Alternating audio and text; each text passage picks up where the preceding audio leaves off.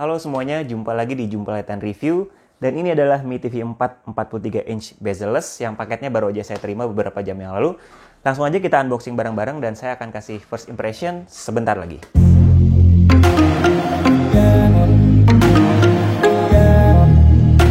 Oke, sebelum kita buka, kita puterin boxnya dulu. Bagian depannya, jadi dia udah support ya untuk streaming service kayak Netflix, Prime Video, YouTube. Juga sebenarnya udah support untuk Disney Plus Hotstar, cuman mereka mungkin belum promosikan itu ya sebagai bagian dari fiturnya. Terus juga dia punya patch wall itu interface-nya atau launcher-nya ya, walaupun mereka pakai Android TV dan pastinya udah bisa Google Assistant dan Chromecast-nya built-in. Jadi untuk casting dari handphone tuh udah bisa langsung di sini. Terus ini bagian sisi satunya lagi. Dia ada tulisannya, always believe that something wonderful is about to happen. Ini keren sih. Ininya Xiaomi ya. Terus di bagian sini tuh ada spesifikasinya. Di sini spesifikasinya tipenya L43M6EI. Terus ini 43 inch dengan wattnya 75. Ini refresh rate-nya kalau salah 50-60 Hz. Ini negara pembuatnya di Indonesia. Terus beratnya 9 kg dan lain-lain. Oke, kita langsung buka aja kalau gitu. Jadi Mi TV 4 ini yang saya pesan ini adalah yang versi terbarunya, yaitu yang versi bezel-less. Jadi ini beda kalau teman-teman lihat yang dulu. Belum lama juga dirilis sama Xiaomi, sekitar bulan April yang lalu itu Mi TV 4 juga, cuman yang versi pertama ya. Dia bezelnya lebih gede dan harganya pasti lebih murah daripada ini, sedikit beberapa ratus ribu. Jadi yang ini, yang versi bezel-less ini baru aja dirilisnya di bulan Desember, akhir tahun 2020 lalu. Terus untuk teman-teman yang beli sekarang mungkin masih ada promo di beberapa e-commerce. Yang saya dapat ini harganya 3799. Mungkin masih ada yang dapat dulu pas di awal pre-order dapat 3599 atau harganya sekarang antara sekitar segitulah ya. Dan ini saya belinya di JD.ID, jadi memang Xiaomi bekerja sama beberapa e-commerce, salah satunya JD.ID yang barangnya available, tapi itu juga saya terimanya sekitar 4 hari setelah order di JD.ID ya. Dikirimnya langsung oleh JD.ID-nya sendiri, baru tadi sore nyampenya. Oke, ini installation guide ya, kita lihat dulu. Ada remote-nya kecil sama ada baterai. Bentuknya kayak gini. Terus ada beberapa baut, dapat baterai. Terus ini panduan instalasi. Kemudian ini ada, ini nggak tahu, stiker kali ya. Nah, ini kartu garansinya. Oke, terus di sini ada kaki-kakinya.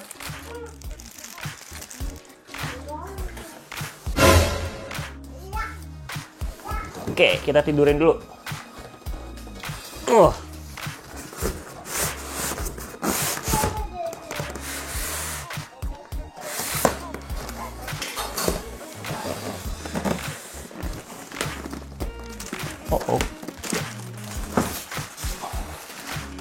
ya, nih TV-nya enteng sih dan tipis banget kelihatannya. Oke, kita buka bagian atasnya. Oke, ini ada peringatan ya.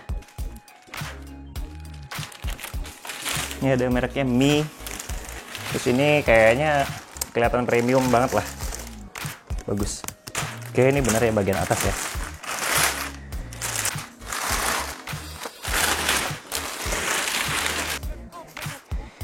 Ini ada penutup kertasnya gitu. Oke, kita lihat bagian belakangnya dulu ya. Belakangnya simple banget, nggak ada apa-apa. Kabel colokannya di sini. Ini nggak bisa dicopot. Terus semua colokannya ada di belakang sini. Ada HDMI-nya ada 3, terus ada USB-nya 2. Udah simple. Terus di bawahnya ini ada juga ada kabelan, ada kabel antena masih ada, dan yang lain-lain ya. Ada earphone juga. Oke. Mungkin kita langsung setting aja di meja situ. Di situ saya pasang kaki-kakinya dulu ya. Jadinya saya nggak pasang kaki-kakinya, tapi langsung mau pasang di bracketnya aja. Bracketnya standar ukurannya, jadi ini saya udah pasangin. Ini tinggal kita langsung pasang ke dinding aja. Bismillah. Oke, ini udah berhasil terpasang. Posisinya agak tinggi karena emang kebetulan lubang bautnya di belakang tuh emang cukup tinggi ya. Jadi ini paling rendah yang udah saya bikin.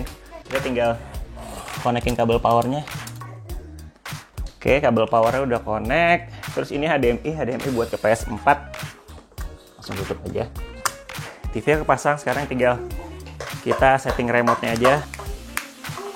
Oke, momen penentuan sekarang. Kita coba nyalain pertama kali. Sebelum itu saya lupa ininya belum pada dicopot.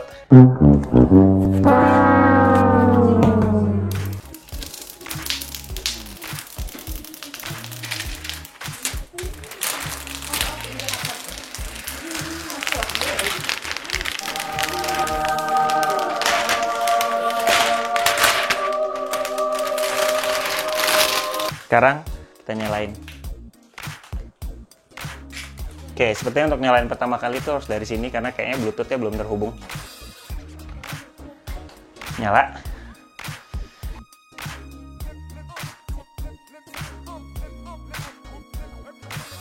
Pencet 2 tombol ini katanya.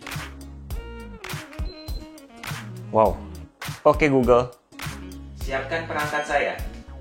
Untuk proses pairingnya tuh gampang banget. Jadi karena ini adalah Android TV, jadi kita bisa menghubungkan TV ini dengan menggunakan handphone kalau kita nggak mau ribet untuk sign in melalui TV-nya ya. Setelah berhasil sign in, kita langsung disajikan dengan user interface Android TV yang mungkin juga kalau teman-teman sudah pernah punya Smart TV sebelumnya, mungkin sudah cukup familiar dengan tampilan ini. Jadi sebenarnya di sini ditampilkan beberapa konten dari streaming service yang tersedia seperti Netflix, ada HBO Go, ada Catch Play dan lain-lain. Yang menarik dari Mi TV ini adalah Patch Wall. Patch Wall ini sebenarnya adalah launcher ya. Jadi launchernya itu ada dua. Tadi yang selain Android TV ada Patch Wall namanya. Patch Wall ini sebenarnya jadi adalah konten-konten yang sudah dikurasi oleh Mi. Jadi semua konten yang ada di TV ini digabungkan di satu tempat dan itu sudah dikumpulkan berdasarkan kategori, berdasarkan beberapa interest lah ya. Jadi kita tinggal milih tanpa perlu tahu ini dari streaming service mana. Ini sebenarnya menarik banget. Jadi kita nggak perlu lihat dari kita mau buka mana dulu. Misalnya kita mau lihat dari Netflix atau dari Catch Play, dari video, ini udah digabung semua dan kita tinggal klik aja salah satu kontennya dan dia akan buka langsung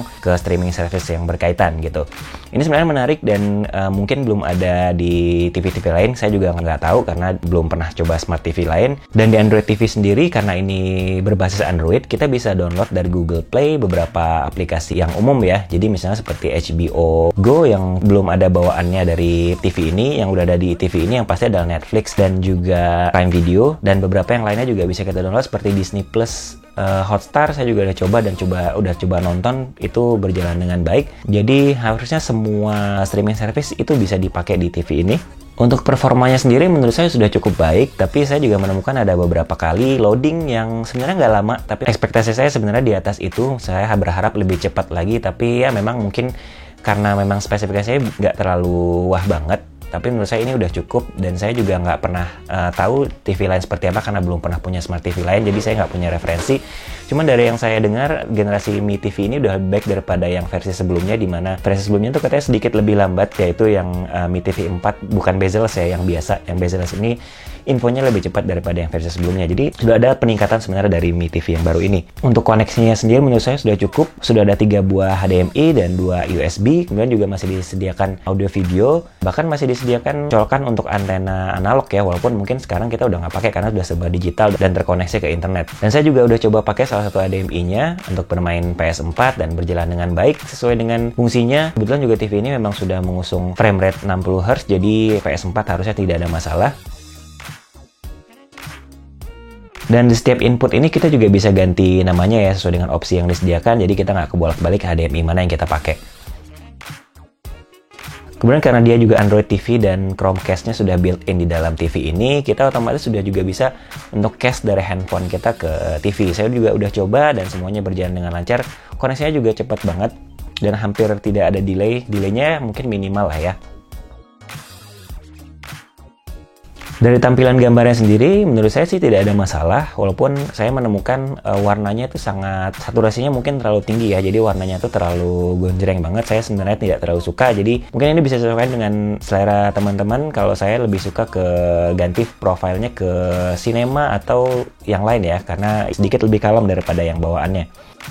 Secara desain sebenarnya nggak terlalu istimewa, embel-embel bezel-less di sini sebenarnya tidak benar-benar bezel-less ya. Bezelnya masih ada tapi memang kecil banget. Dan TV-nya juga super tipis kalau kita lihat dari samping. Dengan tampilan yang sangat simpel, dia cuma ada satu tombol doang, tombol on-off di bagian bawah TV-nya, dan selebihnya kontrolnya melalui remote ya tentunya. Untuk viewing angle-nya juga sudah cukup baik. Dari arah hampir 180 derajat masih bisa kita tonton, walaupun mungkin kita juga akan tonton dari sisi itu ya. Untuk kualitas suara atau soundnya juga menurut saya sudah cukup baik, walaupun mungkin nggak luar biasa banget, tapi ini udah lebih baik daripada TV yang saya punya sebelumnya, dimana biasanya kalau TV-TV low end itu suaranya nggak konsisten, jadi di nada rendah biasanya dia kecil banget. Misalnya kalau dialog di film-film itu kecil banget, pada saat musiknya masuk atau ada sound effect itu jadi terlalu gede, jadi kita harus bolak-balik naikin dan nurunin volume, dan ini nggak terjadi di TV ini. Jadi menurut saya sudah cukup balance antara nada rendah dan nada tingginya, dan menurut saya tidak ada masalah. Contoh suaranya adalah seperti ini.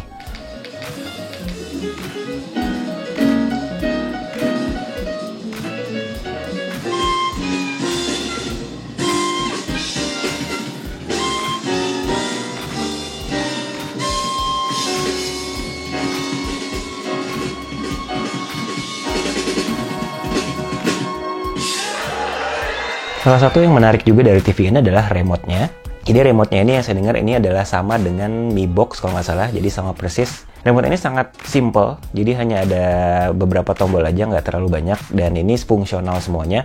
Walaupun menurut saya tombol Netflix dan tombol Prime Video ya, Prime Video ini sebenarnya nggak terlalu relevan di Indonesia, karena Prime Video itu kurang populer, konten-kontennya juga saya udah pernah langganan, tidak terlalu banyak yang sesuai dengan selera saya. Mungkin di Amerika kontennya lebih bagus, tapi di Indonesia harusnya mungkin nextnya ini udah lebih mempertimbangkan untuk kerjasama dengan streaming service lain ya, misalnya kayak Disney Plus atau HBO Go yang lebih populer di Indonesia.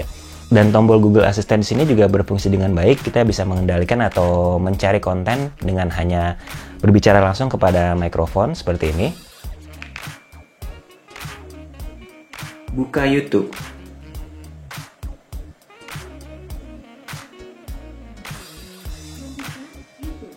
Dan hal yang saya baru temui juga adalah bahwa Google Assistant ini tidak hanya berfungsi untuk mengendalikan TV-nya ya, tapi karena dia memang Google Assistant dan terhubung ke Google Home, otomatis kita juga bisa mengendalikan device apapun yang terhubung ke account Google Home kita. Contohnya seperti ini. Matikan semua lampu di living room.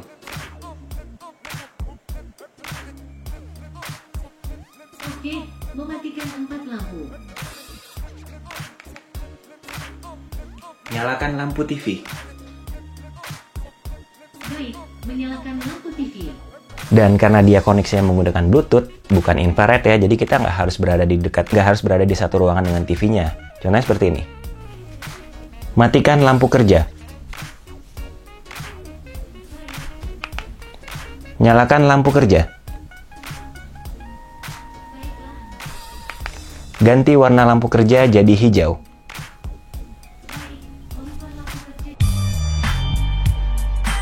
Tapi secara desainnya menurut saya ini kurang ergonomis karena ini kecil banget ya. Dibandingkan dengan remote TV pada umumnya tuh dia kecil banget. Ini sebenarnya nggak masalah sih, tapi menurut saya nggak semua hal yang slim itu lebih baik ya. Karena ini menurut saya digenggam itu rasanya kurang pas aja gitu. Jadi mungkin harusnya bisa bikin lebih gede dan lebih berat ya. Ini ringan banget juga remote-nya. Kesimpulan saya untuk TV seharga segini di bawah 4 juta, sekarang harganya di kisaran 3,8, mungkin ada yang dapat 3,6, tapi harganya di kisaran segitu. TV ini udah menawarkan banyak banget hal dan berfungsi dengan baik semuanya, sudah sesuai dengan ekspektasi saya. Saya nggak tahu ada merek lain yang menawarkan hal yang sama dengan harga segitu, tapi saya rasa Xiaomi seperti perangkat mereka lainnya biasanya menawarkan banyak banget fitur dengan harga yang bisa dibilang terjangkau ya. Saya rasa untuk merek-merek besar lainnya di harga segitu belum mempunyai fitur-fitur yang dipunyai Mi TV ini. Cukup sekian video kali ini, mudah-mudahan bermanfaat, dan kalau kalian terbantu dengan adanya video ini, jangan lupa like dan subscribe, dan kita ketemu lagi di video berikutnya. Bye-bye!